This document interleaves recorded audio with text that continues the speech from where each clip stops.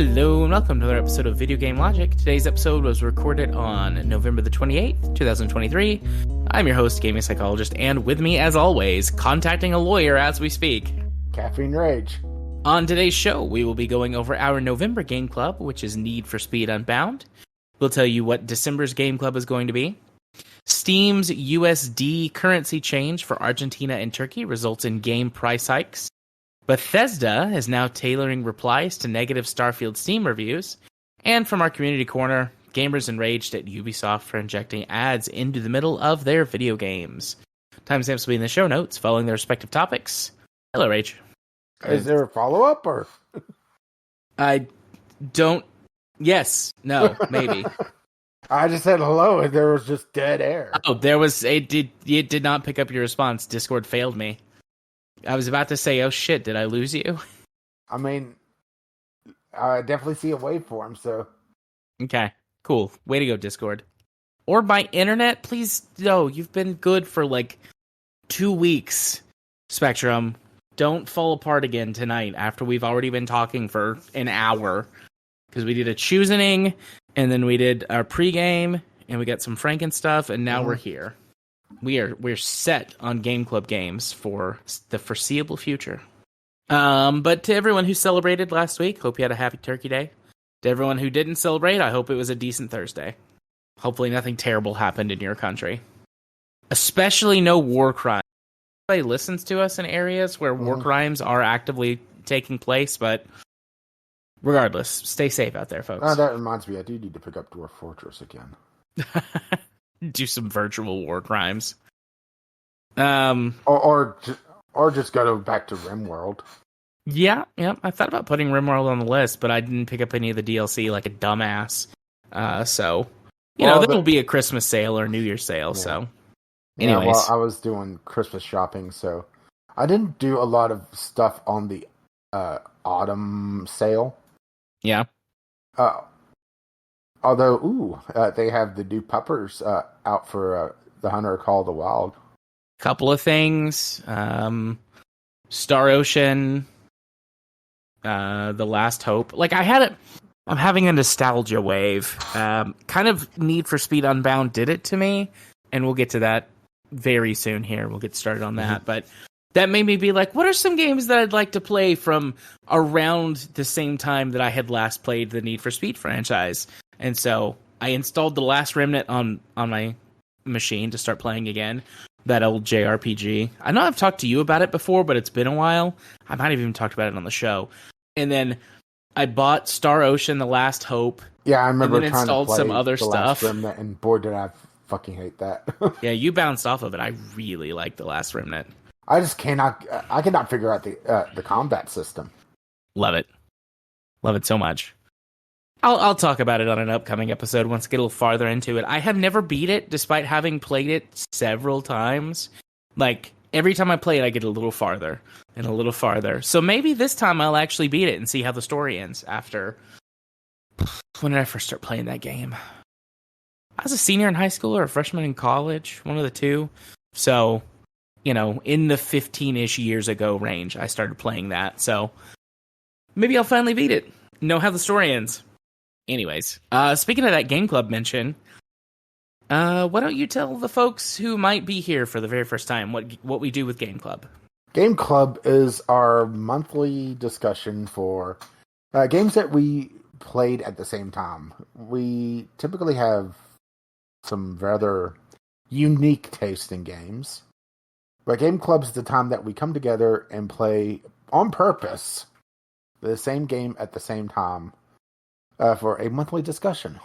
Yay. Which, oh boy, this is going to be a short discussion. This month's Game Club was Need for Speed Unbound, which whenever we picked it, I believe the phrase used was palate cleanse following Starfield. And I do think it served that purpose well. I have very little to say about it, but not from a bad context. Like, it's fine. It's an arcade racing game. I guess if you happen to be a listener who's never played the Need for Speed series, perhaps you're a younger person and your only experience with the series has been the really shitty like last 2 or 3 games that they've made. Which also, get off my lawn. That too. But if that happens to be your only experience, Need for Speed Unbound is I would call it a return to form for the kind of. It harkens back to the Need for Speed of 15 to 20 years ago. It feels very reminiscent of Underground 2, and I've got the list pulled up here. Let's see. Underground 2, Most Wanted, and Carbon. With how it plays out. It's an open world arcade racing game. It's illegal street racing. The cops come after you.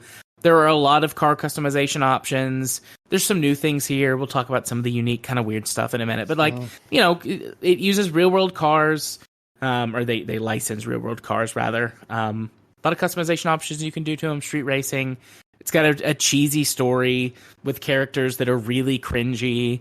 And the whole thing revolves around, drawing you into this like secret underground street racing lifestyle and all the cool stuff you can do with that.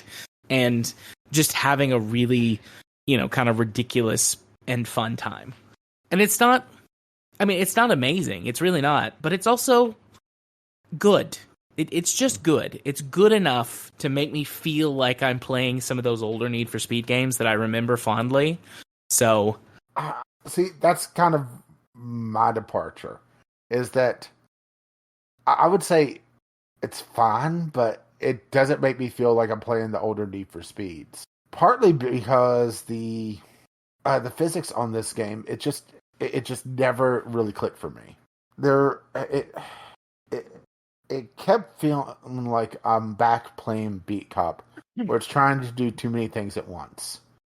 It's wanted to be, Tokyo Drift style racing.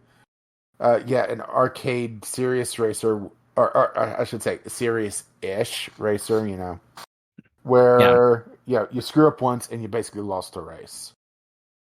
Need for Speed Carbon. Yeah, I'm not sure if it's just my unusual control setup, because I'm running a DualShock controller, which is, odd for PC gaming. But I could never find a particular setting where the car actually felt like I was in decent control of it. It always felt like it was incredibly loose. Which I know part of that is, the drifty style racing that they were going for.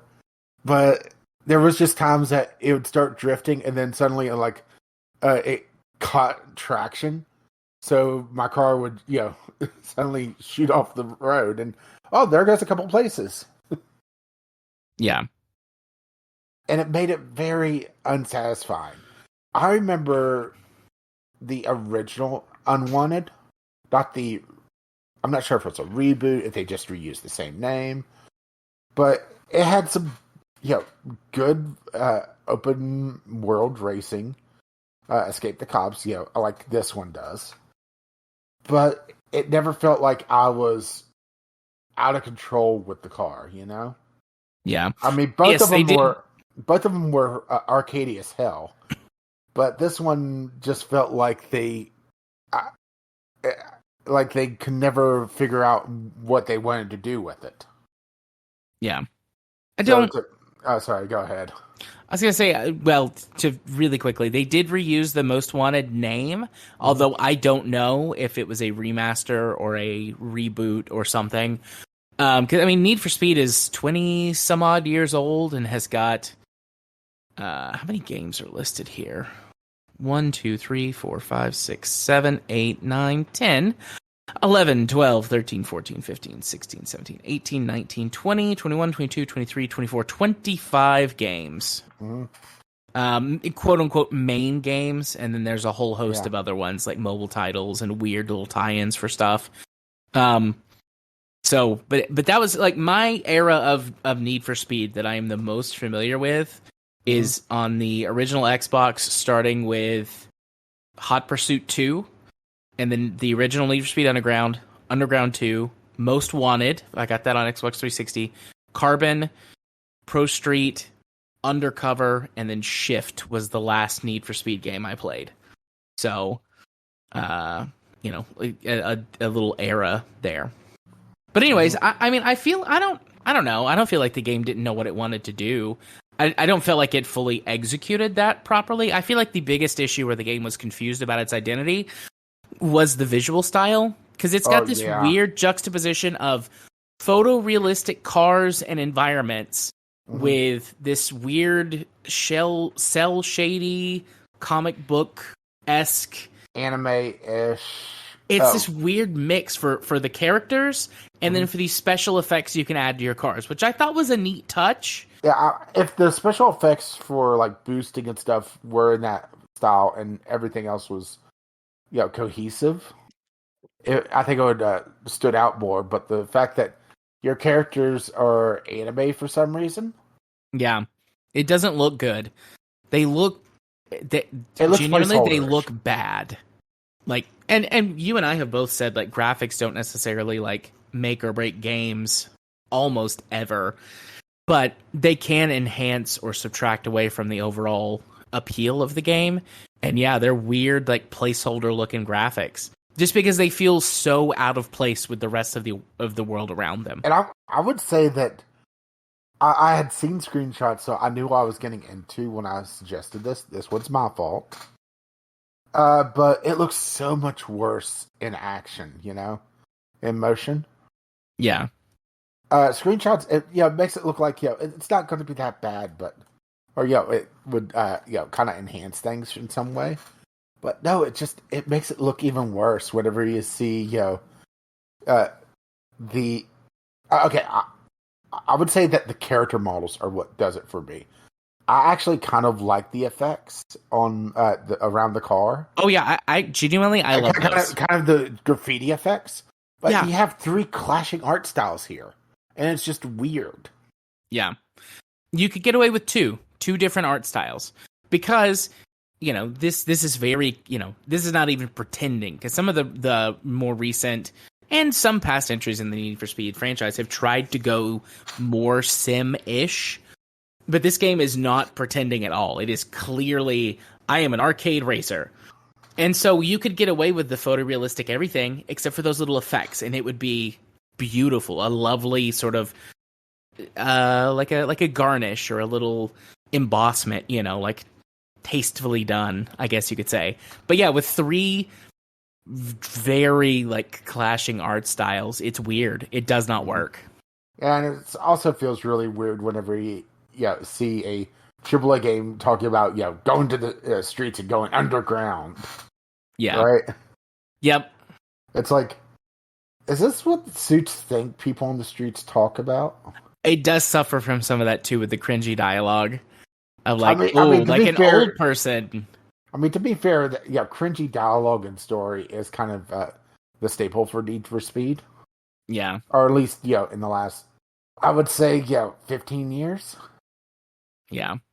I mean, the originals were just, pretty much just an arcade racer with really no story.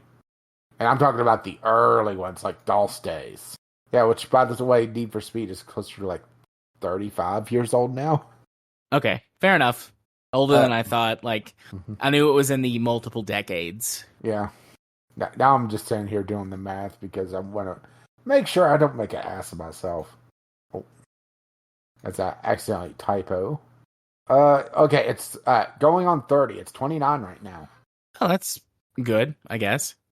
So, I guess technically we're both correct. And as we know, that's the best type of correct. Yeah, the original, The Need for Speed, was 94.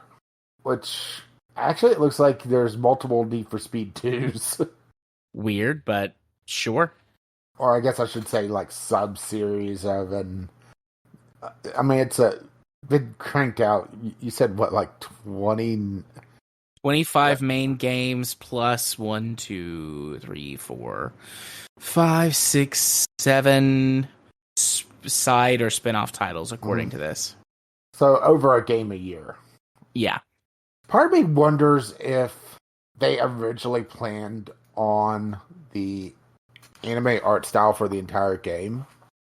And I'm probably being a little asshole calling it anime, but let's go for it. And the card manufacturers just would not bite. But for whatever reason, they decided to keep like the character models as like the visual portion of that art style. Yeah, maybe.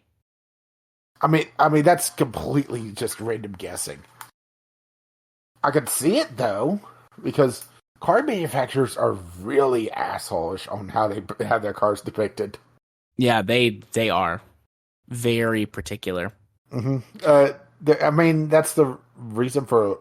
I'm not sure if it's still like this, but like Gran Turismo back in the day couldn't have crash damage because the car manufacturers that they licensed with wouldn't allow it, or at least that's always what the scuttlebutt was for that one.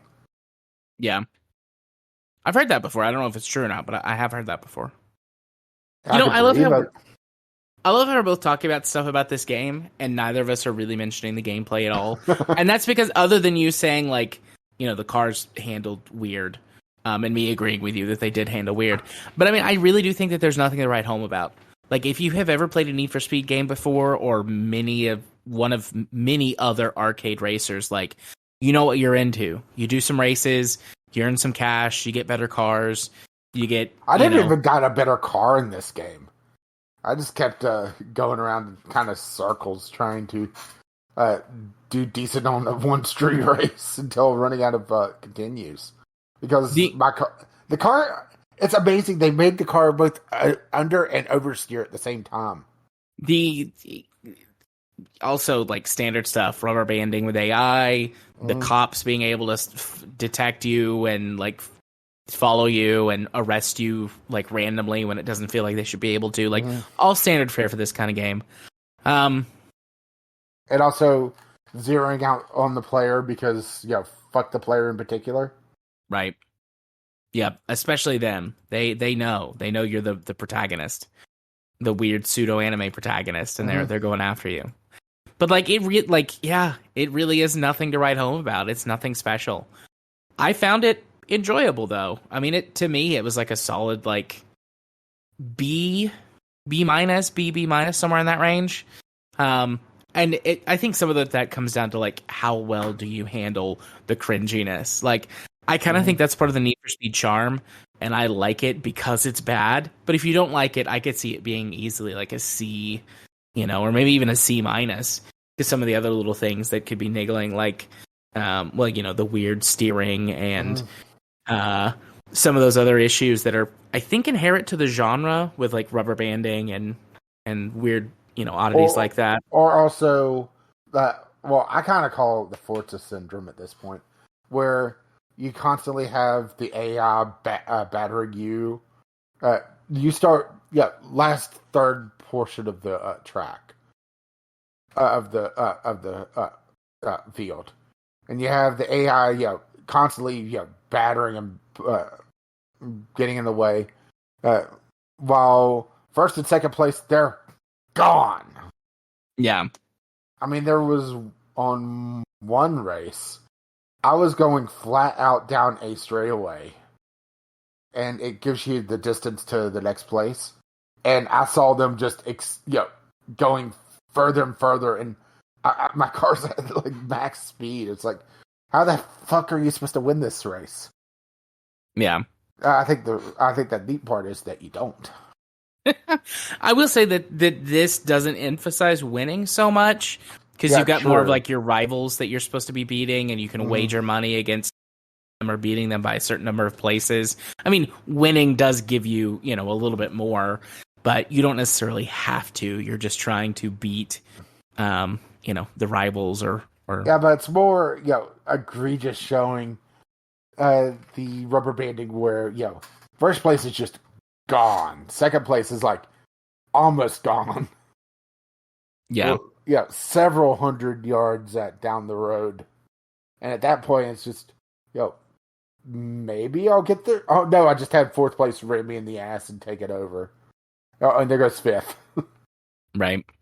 I will say, and this is not really directed at this game, But EA also made it, at least for my setup, an utter pain in the ass to play it because for whatever reason, the desktop app would not pick up my controller at all. How I had to do it was load the the EA desktop thing through Steam and use the Steam inputs to get EA to actually acknowledge that I had a controller connected. That is weird. And I actually tried it with my Xbox controller as well, and it also did not work. I tried it with my virtual controller, which the way my setup works is that whenever I turn on my DualShock controller, it can either do the direct input, which is what the DualShock is. It does not use X input because it's Sony. So it's direct input, and the computer, just maps it. And for games that pick up DualShock, it'll just, say, press X. Well, where's X? Because, right? Right. But DualShock for Windows could have a virtual controller and hide the DualShock and basically translate the controls one for one. So pressing X on the DualShock is A and circles B, that sort of thing. The EA desktop, the new one, picked up none of this. I've never had an issue like that. Yeah, that is weird. I mean, I've had it where it would pick up both controllers, even if the DualShock's is supposed to be hiding it. I've had it where it would be a little bit glitchy. I've never had it where it picked up nothing. To the point that Windows actually sees two controllers when I'm connected like that. If I have stuff turned off for hiding the DualShock. I'm not sure what's going on here. It may just be my setup. But between that and just having to go through Steam to do everything, it also kind of precluded me from playing this a bit more because I was just so frustrated with the physics on it, and it just was not doing it for me. Yeah. Which is fair. That's extremely fair. Yeah. Yeah, I don't even know how long you have to play to get to another car. It was like, you get body kits, and they're visual, and they do absolutely nothing. How can I fix the goddamn traction on this thing? You're putting a spoiler on the car. The spoiler does nothing. Makes it look cool. How long did you play? 4 or 5 hours. Okay. To be fair, I did redo a few races, mostly to see if I could get a better spot. And as I learned the track, I did get a little bit better. But this, I'm going to bring another parallel to this. I remember looking back at GTA 4's driving model, the more pseudo-realistic one that they went for. And it was one of those that, if you spend enough time with it, you would eventually master it and feel really good about it. This one, it just felt like it was like some sort of hidden dice roll. If your car was going to drift, if it was just going to drift and bite in, or if it was just going to do nothing. And I'm not sure if it's one of those things that if I spent more time with it and dealt with the very kind of almost overly cringe, suit level cringe dialogue to be able to play some more races, I would eventually get better at it. But if I wanted to play an arcade racer, I'm just sitting here thinking, I could always reinstall Forza, and that's a lot better than this. Forza Horizon sets the bar extremely high for these open world arcade style racing games. Boy howdy. Forza Horizon is definitely better. And I think sort of my final recommendation is, if you like, in my opinion, the specific era of Need for Speed from 2005-ish to 2010, this game I think will hit for you, or at least is more likely to. And to play it on Game Pass, I think it's worth a shot. But if you have no history with the Need for Speed series, or if you're just looking for an arcade-style racer and you don't care what it is, play Forza Horizon 4 and 5. they're both still on Game Pass. They're just better. They are superior. They are the open world arcade racing game to beat. Mm-hmm. I know that. Ubisoft just released Ubisoft. one that I haven't played and I'm not interested in playing. That looks like an exact, like a rip off of Forza Horizon. The Crew Motorfest? Motorfest? Yeah, I think it's Motorfest. It looks like a direct rip off of Forza Motorsport, I which lost so much interest in the Crew when they added airplanes. If I wanted to airplane racing, I would download Microsoft Flight Simulator. There you go. The fact that, okay, this is going to be nitpicky on the Crew for a moment, but I actually kind of like to be able to switch between cars. But whenever you can switch between boats and airplanes, it kind of takes the whole open world exploration that the first Crew game had and like kind of tossed it out the window. Yeah. I had issues with the first Crew because of weird performance issues. Oh yeah, I mean it was a mess.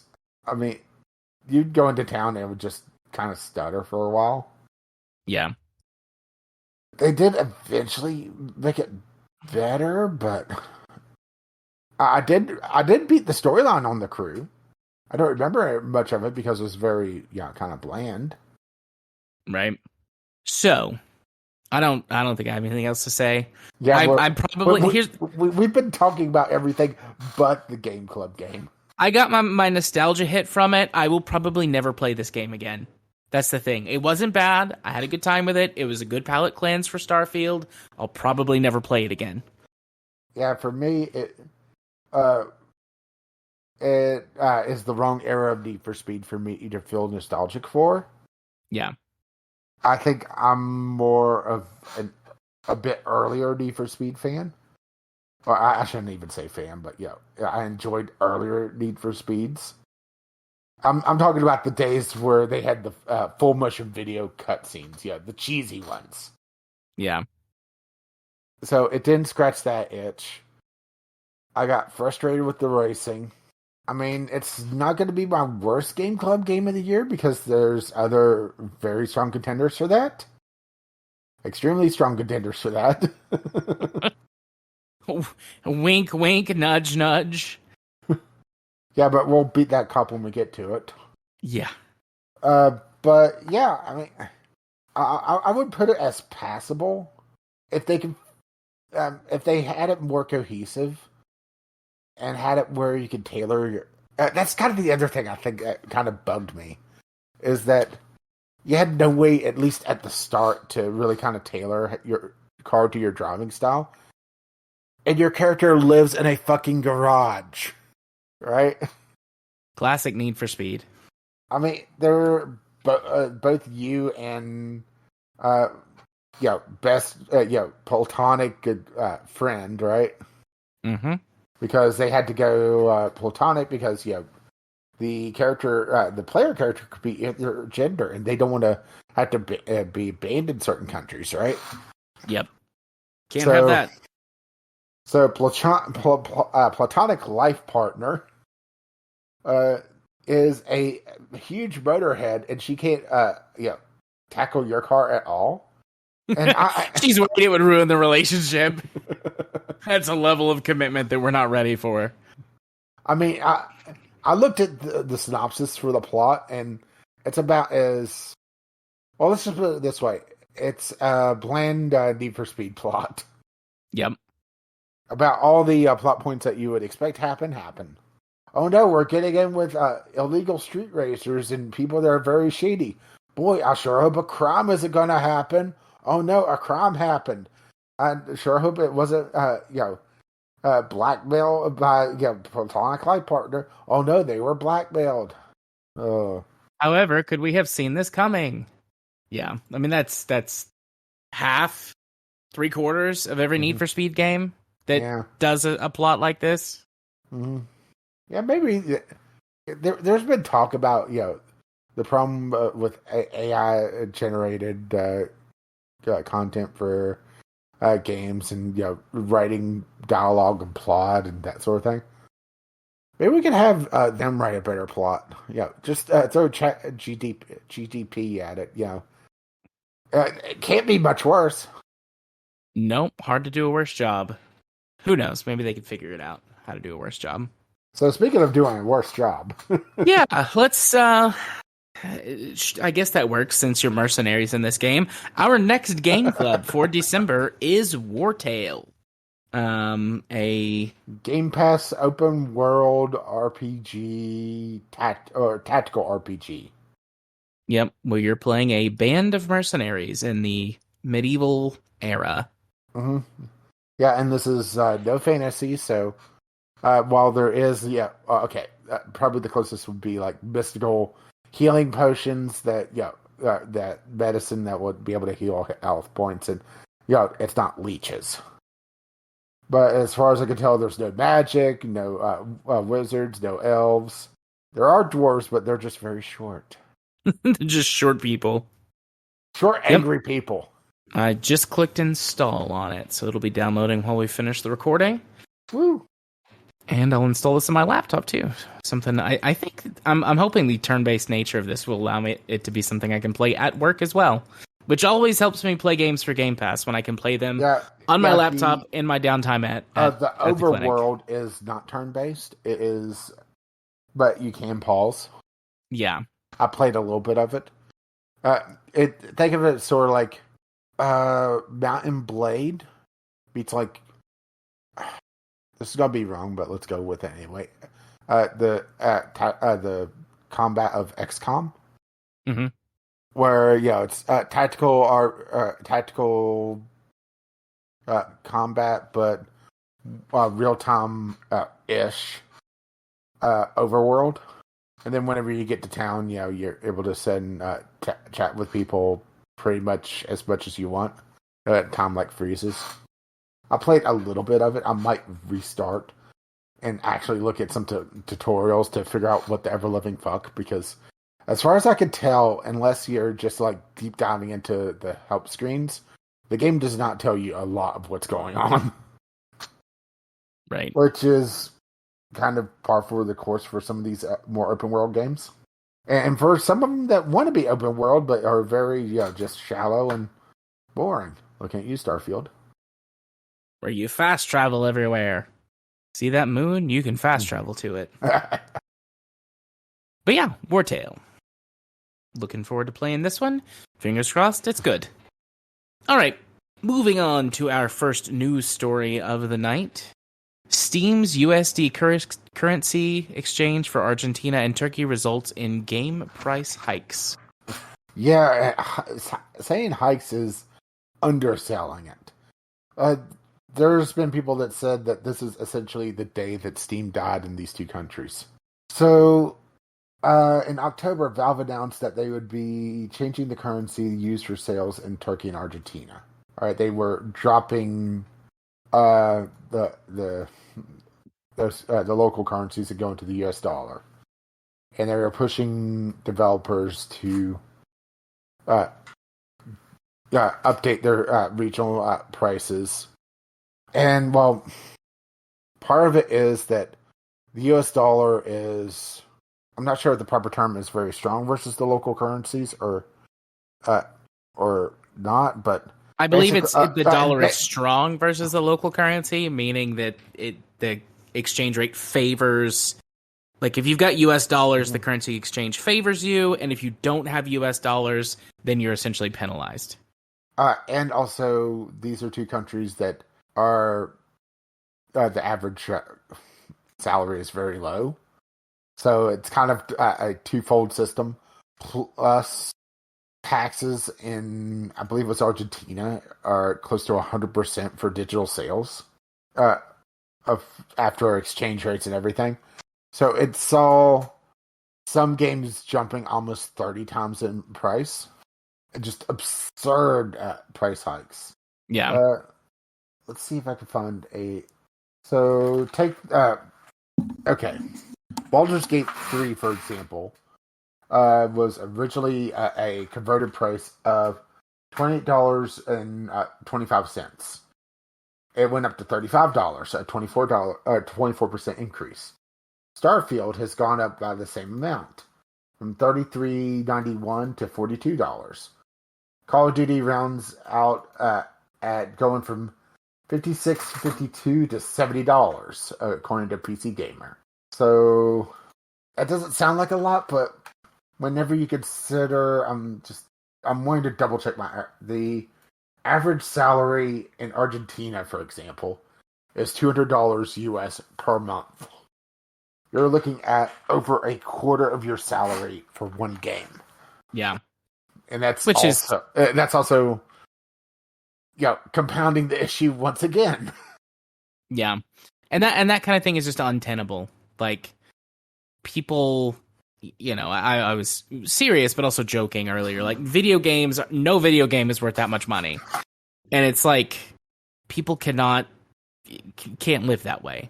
People, especially when a AAA game is more than your rent/mortgage.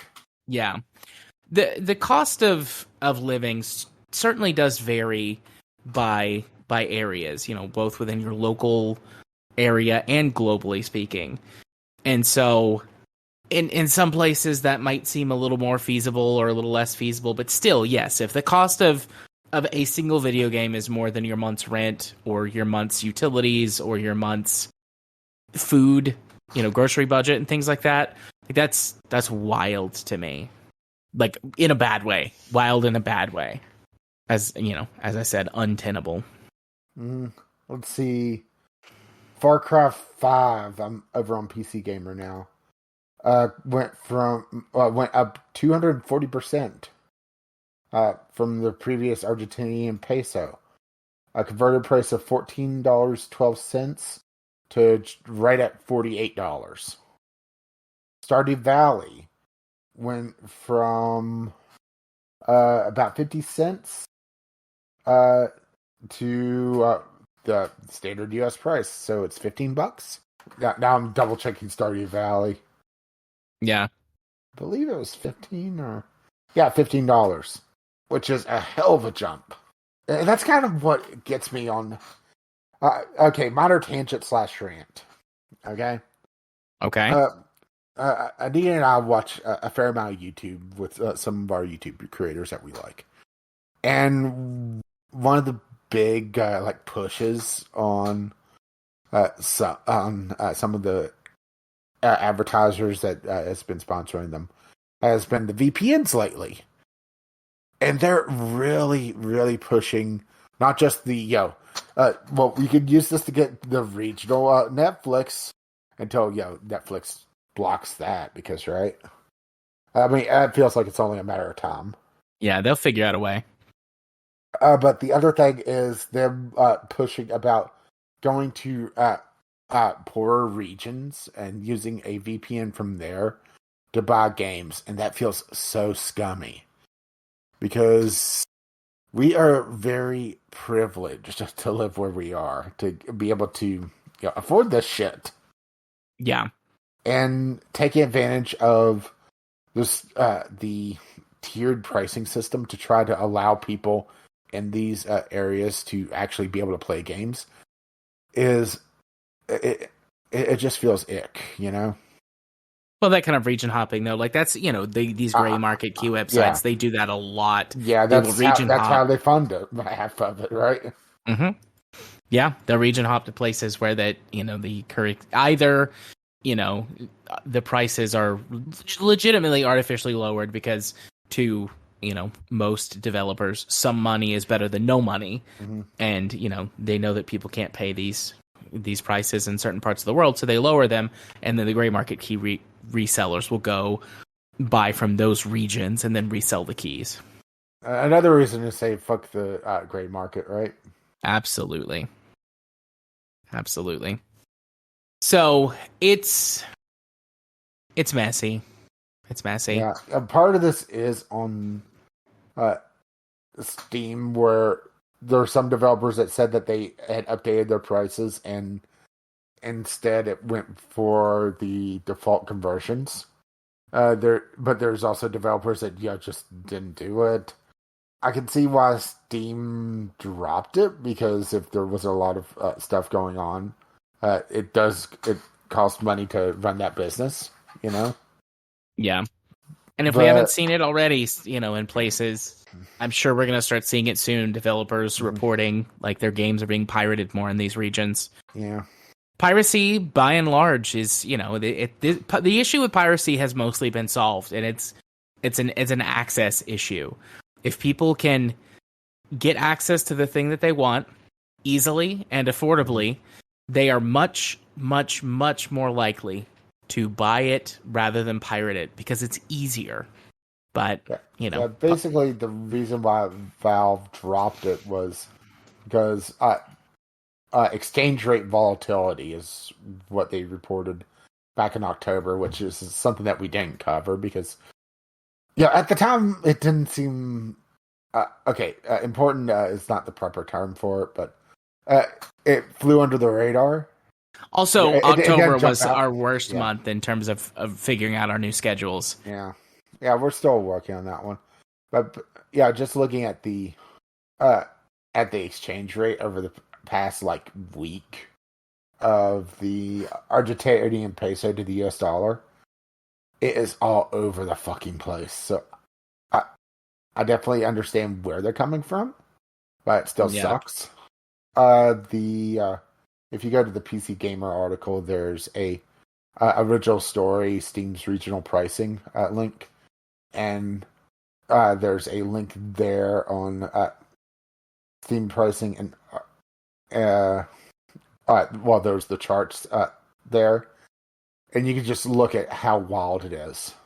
Yeah, how all over the place with a downward trend overall. With Turkey specifically, and absolutely, I am not claiming to be an expert on any of this. Take everything I'm about to say with a grain of salt.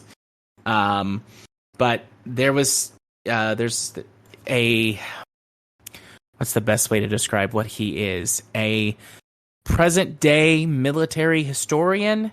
He's been discussing, he's got a weekly, his YouTube channel is Perrin, for anybody who wants to go watch his stuff, and he talks about modern day military stuff, and especially with what's progressing due to initially the Ukraine war, and then also now with the whole issue with Israel and the Gaza Strip. And Turkey has shown up several times because of their economic volatility and their relative positioning between these two ongoing war zones. And their economy has been in shambles for a while. And just take a look at that's Argentinian, but yeah, and I'm pulling this up, but their recent sort of economic shift has been towards a military base, and that's making some sectors surge and subsectors plummet, and is not doing anything to stabilize their economy, because their production of consumer goods and foodstuffs and whatnot is changing. So, wow. So the second one is Turkey. One Argentinian peso, 2013 was worth 16 cents, and now it's worth much less than a tenth of a cent. Or no, wait, no, that would be 0.2 of a cent, 0.3 of a cent. Quite bad. Today it's God, that's a lot. Those things are doubly bad too, because the power of the dollar has slipped recently. Yeah. I mean, it hasn't crashed, but it has dipped in the last couple of years. Yeah, so to see the chart, let's put it this way. Argentinian peso to US dollar chart. On the 1 year chart, it's lost 53.66 of its value. On the 10-year chart, it has lost 98% of its value. What's the Turkey one? 10 years in Turkey, 93% valuation loss. Previous year, 35% loss. And a lot of that has been last 8-9 months. Mm-hmm. Which October's when they announced that they were pulling out of those two countries. So that would be like the 1 month ish time frame. Yeah. If you look at the 1 year, it's just down, down, down, down, down, down, down, down, down, down. I mean, that's kind of the thing as well as, oh boy, it sounds like I'm kissing Valve's ass on this because I know it's not an easy decision, but at a certain point you have to, not support it as well. Yeah. There's no right answers here. No. There are no winners, only losers. Mm-hmm. And pirates. And pirates. So. Which, honestly, if you can't afford a game, just pirate it. Yeah, 100%. And under certain circumstances, I think if you can afford a game, you should pirate it. But that's a different discussion for a different time, which I think we've had before. But anyways, okie dokie. Let's get Bethesda back on the line. Yeah, let's do that. So our next news topic, let me get over here to the right tab. Bethesda is now tailoring replies to negative Starfield Steam reviews. Oh. Yeah, I had not realized that Bethesda's been doing this. There's some theories going around that this is just AI generated shit. But it seems a little bit too on the nose. Yeah. And there's also, it's just a rogue employee is probably a bad term, but just a handful and trying to do damage control. And it's not like the full team, but it's still not a good look. No, it's not a good look. I said before we started the recording proper, like, this is not quite as bad as EA's, sense of pride and accomplishment comments from a few years ago when they got the most downvoted Reddit post of all time. Mm-hmm. But this is in the same level of cringe. This is very sort of like entitled, stuck up kind of guy who makes a thing and then can't handle criticism of it. So it's like, you're doing it wrong. That's why you didn't like it. That's what this feels like to me. The first one that is highlighted in the link, and I've seen a few different ones, but the one that's highlighted, somebody left a negative review for Starfield, and their response, thank you for taking the time to leave a review for Starfield. Given the immense size of Starfield, we felt it made more sense to be able to use your grav drive to jump. Oh, this is the one for fast travel. Where's the one about the moon? That's the one that I like, with the moon being empty. Oh, wait, here it is. It's down towards the bottom. Some of Starfield's planets are also meant to be empty by design, but that's not boring. When the astronauts went to the moon, there was nothing there. They certainly weren't bored. The intention of Starfield's exploration is to evoke a feeling of smallness in players and make you feel overwhelmed. You can continue to explore and find worlds that do have resources you need or hidden outposts to look for. Yeah, but the thing is, the planets aren't empty because it's the same goddamn points of interest on every single planet. Yeah. They're too... I feel like... I mean, there is some copy-paste going on in the ones that I've seen, but they're too specific. It could be ChatGPT or another AI generation that is always in the cards forevermore now, but I don't think so. I think this is a one guy, a few guys, and I feel like it specifically has to be as long as it's not that women can't. Right. Not that women can't be petty, but this really strikes me as that entitled man thing of no, you just don't get it. And they feel too specific, and this feels. Here's one. I'm actually on Steam. I'm looking at reviews. Thank you for taking the time to provide your review, and we're sorry to hear that you're disappointed with encountering many loading screens while playing. While there are maybe loading screens in between fast traveling, just consider the amount of data for the expansive gameplay that the procedurally generated to load flawlessly in under 3 seconds. We believe that that shortcoming will not hinder our players from getting lost in the world we created. And then it goes on, but what? Yeah, it's mwah, but also at the same time. So There's the silly. one. There's the one talking about grab drives. Wow, Starfield has racked up over 120,000 reviews now. It's sitting right at 61% overall. Oh, sorry, that's recent. Overall, it's 69. Nice. Nice. Oh, What gave you the giggles there? okay. So, played for for 75 hours because I need a dopamine fix. Looking back, it's a boring story and a boring world. Also, I cannot get over the one mission I thought would be awesome. Finding a ship launched from Earth 200 years earlier with the offspring of the original crew finally finding humanity. And they have the same computers with the same operating system on their ship as the rest of the universe. Why? Why? Why?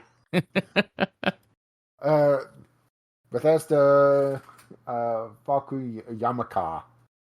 We appreciate you taking the time to provide your review, and sorry to hear that you did not enjoy your time in Starfield. If you feel that things are getting boring, there is much more to do than the main mission. Well, that's what they're complaining about.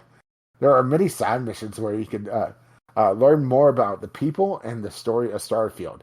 You take the time to explore the various planets for resources and items, break the law by smuggling, because, that really makes the game better, right? And Absolutely. selling contraband.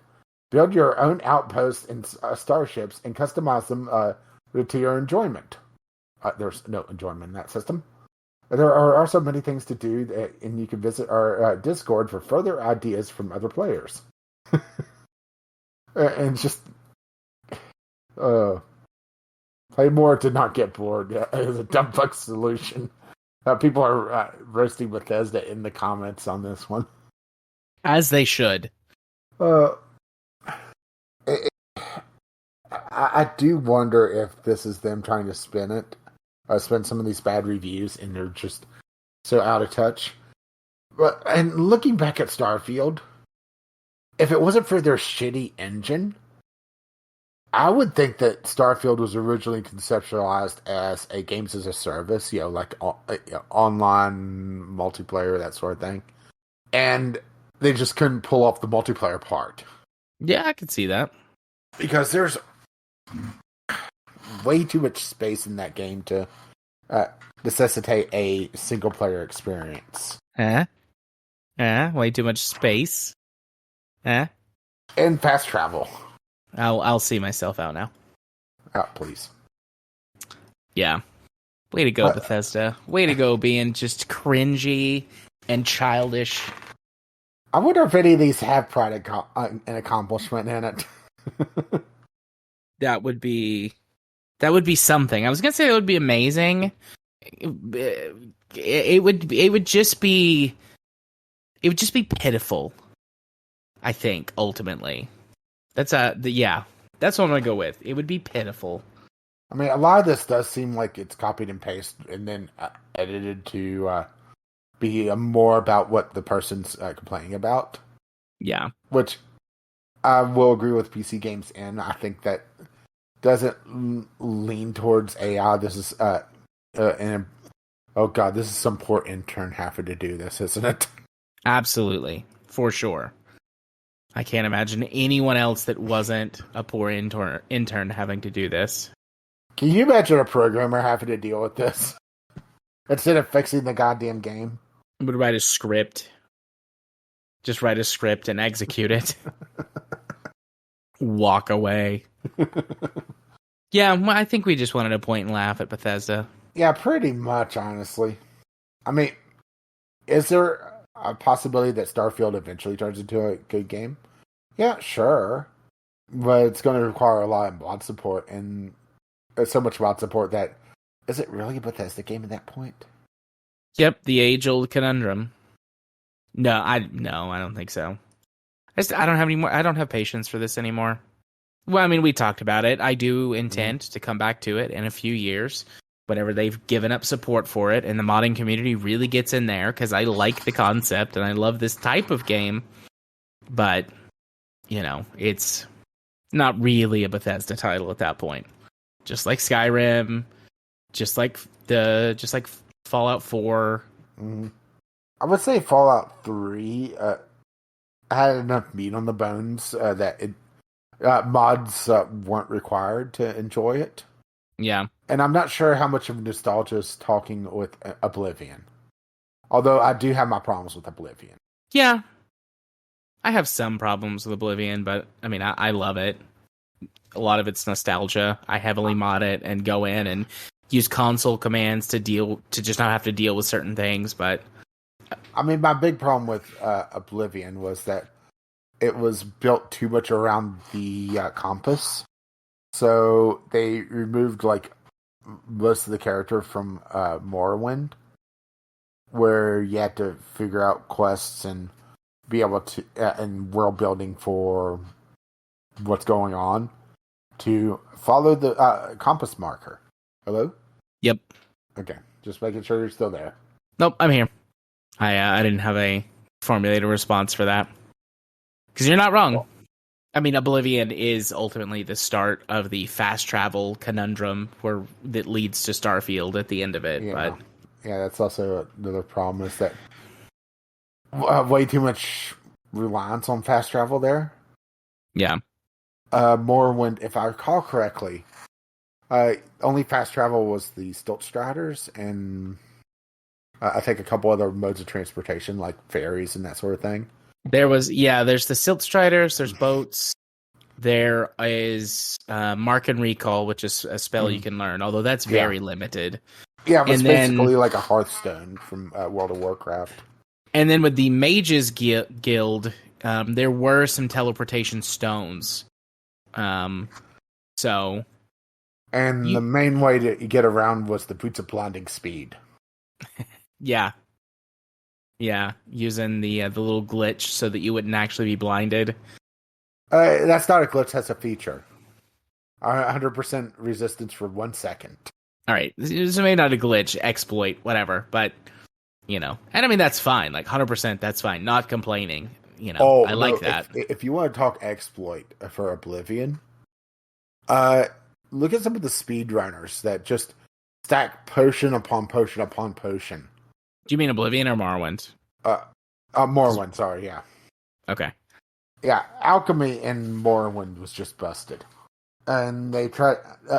I think Oblivion is kind of a point where Bethesda started to try to rein in the craziness a little too much. Yeah. And now they've just gone full bland. Correct. Yeah. But... anyways, yeah. So let's move on to our final topic of the night, which is a community corner submission to us, by Jim. Hello, Jim. Gamers. That's definitely Sterling, though. No, gamers enraged at Ubisoft for injecting ads into the middle of video games. Oh boy. So, have you seen an actual video of this? I have. Okay. Whether the guy's like in a loading screen or goes to the pause menu or I can't remember what he does, but then it pops up. Go to the pause menu, and it's full on like freeware mobile title ad that you have to actually press a button to get out of to get to the pause screen. Yeah. Supposedly this was a technical glitch, and it was supposed to be a different ad, essentially promoting the next Assassin's Creed, I think it was. I mean, it's still bad and dumb. That's not really any better. Yeah, maybe 10% better, but yeah. But why do you have this here? It doesn't matter what it's showing if it's taking me out of the So yeah, it was okay. So. Yeah, the video on TechSpot has, it's not the one I saw, but it's pretty much the same thing. And I'm wanting to see what read the excretion. Come on, where is that? While you're reading that, I will say, go ahead. No, go ahead. So I will say, like, while this is the most egregious so far in a AAA title, there have been ads showing up in AAA games for a while now for microtransactions or for their DLC. Mhm. And it shows up. In some ways, it's done in a way that makes sense because there will be a tab. Like Forza has this tab and a bunch of others where it's like coming soon or next week's whatever or upcoming DLC or things like that in the tab. You know, the announcements tab. And, you know, fair enough. That's fine. But then other games, which Forza Motorsports 5 started this, as did really a bunch of stuff in the last decade, will have ads for their in-game microtransactions or speed boosts, you know, XP boost, whatever's that will show up just right there on the equipment menu or whatever. And I think of that as like ad placement in a sense. You know, that they are advertising the fact that you can pay to speed up the grind on this game that you already paid for. It's not a pop-up ad, but, you know, it's the same thing as like a banner ad or a sidebar ad on a website in my mind. Okay, so here's the full thing, okay? We have been made aware that some players encountered a pop-up message in-game while playing certain Assassin's Creed titles yesterday. This was the result of a technical error that has been now fixed. Our intention was to display a promotion for Assassin's Creed Mirage as part of the franchise news in the main menu of other Assassin's Creed games. Unfortunately, this technical error caused the promotion to appear in one of our in-game menus instead. We went to ensure the best player experience possible. Well, then why are you playing Assassin's Creed? I know, right? Sorry, a little editorializing. And these disruptive pop-ups were promptly removed once we learned of the issue. We appreciate your understanding as we investigate the cause of the issue. I mean, honestly, tinfoil hat me wants to think that this was a test run for them putting, you know, full-on ads into the pause menu, you know? Because I think that's exactly it. I don't think that's tinfoil. We've seen these types of behaviors before. Yeah, and just step it back, you know, have it like a test run. Mm-hmm. I mean, how the hell do you go from putting a thing on the main menu to having not just going into the pause menu, but also, you know, proper button prompts to, you know, get out of it? I mean, it just... It feels like they're in damage control mode on a test run of something. Mm-hmm.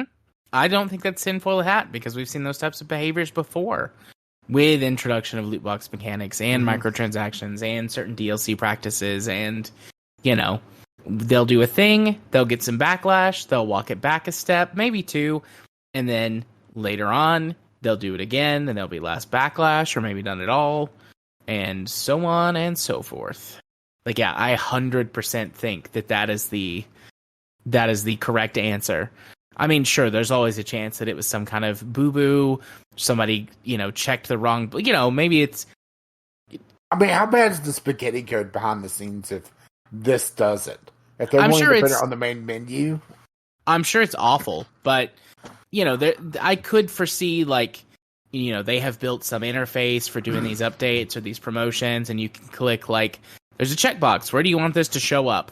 And if somebody clicked the wrong checkbox, then, you know, then I could see that being a way that it accidentally shows up on the main menu. I do find that plausible, but less likely than it being purposeful as a test. Yeah, but, you know, Ubisoft is such an upstanding company. Right. They have never done anything wrong. None of their executives or upper management have been have been arrested for sexual harassment charges recently within like the last month. Never. I was going to say, within the last week to make that true? Yeah. So, yeah.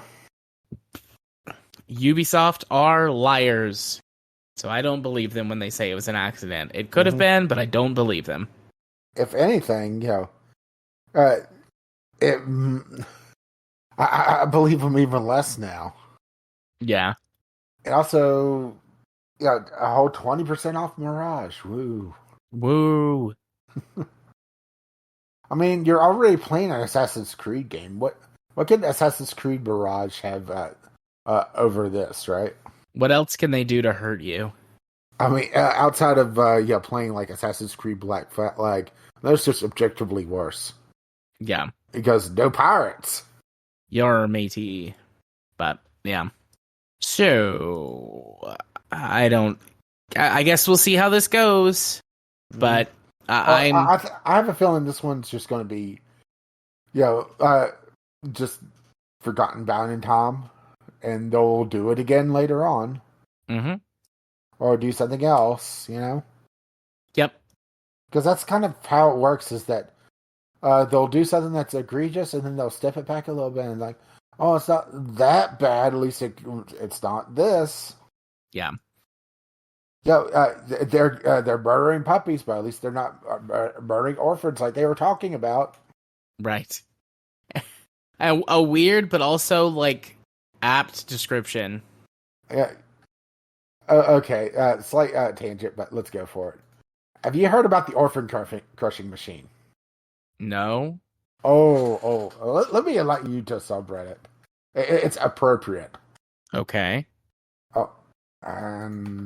Okay, so you know how whenever you go to like heartwarming news stories, it's like, yeah, but that sucks because the system's in place.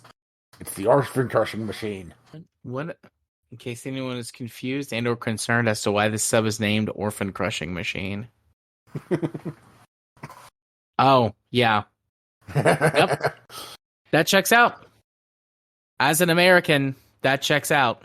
For those who are curious, every heartwarming human interest story in America is like, he raised $20,000 to keep 200 orphans from being crushed in the orphan crushing machine.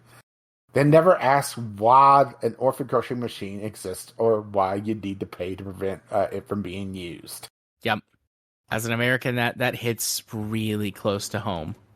Absurdly, obscenely close to home. I don't like this, but also I understand. You're welcome for a little existential dread. Yep. Now I'm sad again. Oh well. Alrighty. Rage, where can people send us more things if they want to for Community Corner?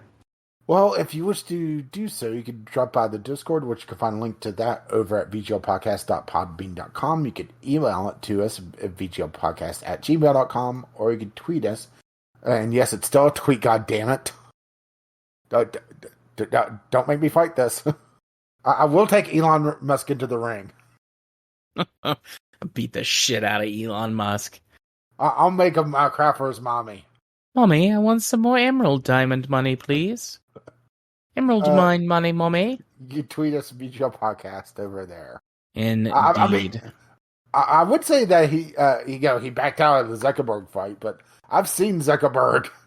He has that Android strength.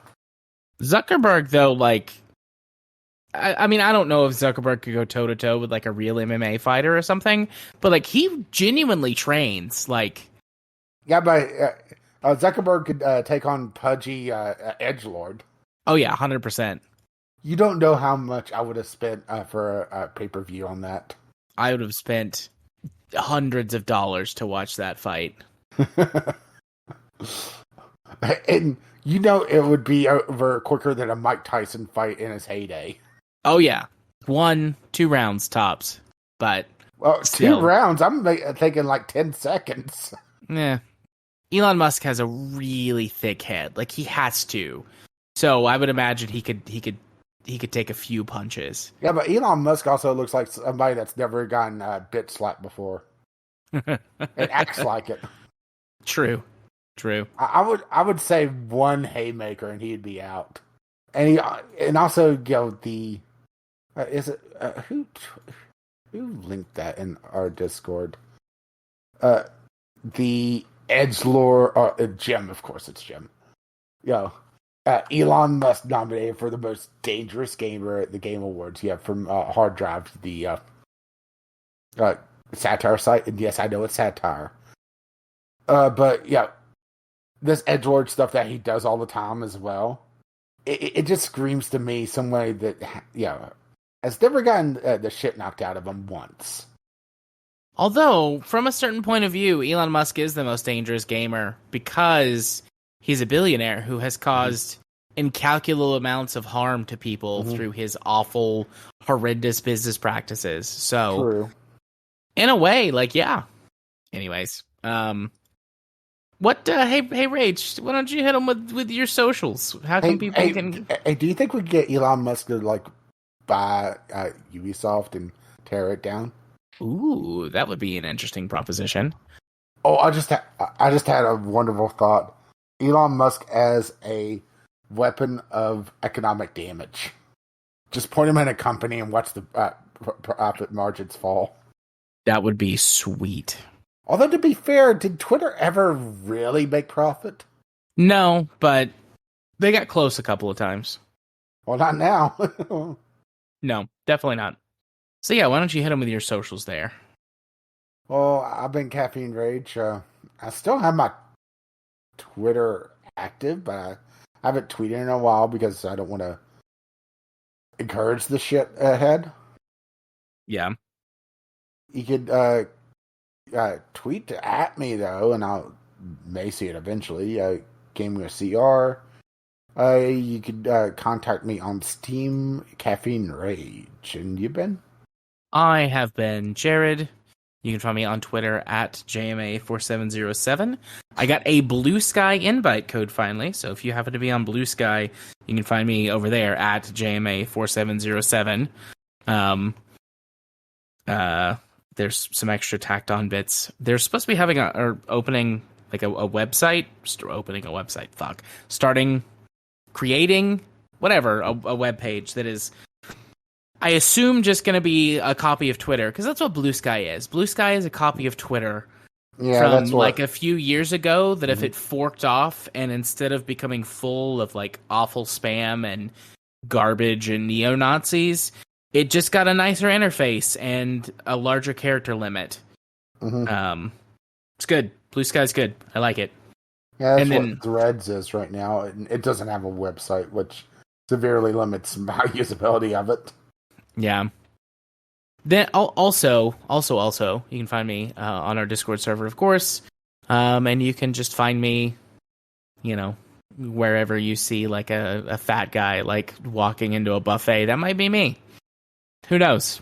I got long hair and glasses, so yeah.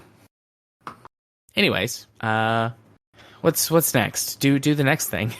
My brain is like, yeah, it's almost like we haven't done this in a while. It's in that, and it's spinning down.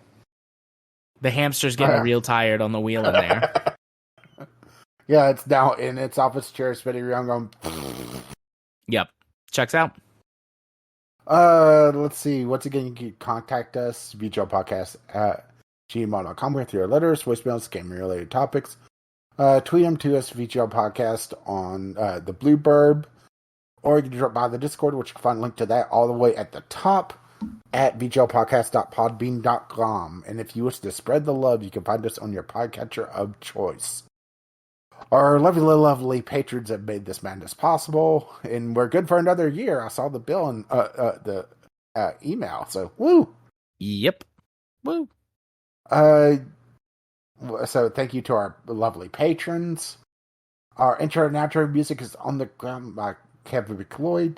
Oh, wait, I didn't give it. Patreon.com/VGL Podcast. Our intro and outro music is On the Ground by Kevin McLeod. Find his work over at Incompetech.com.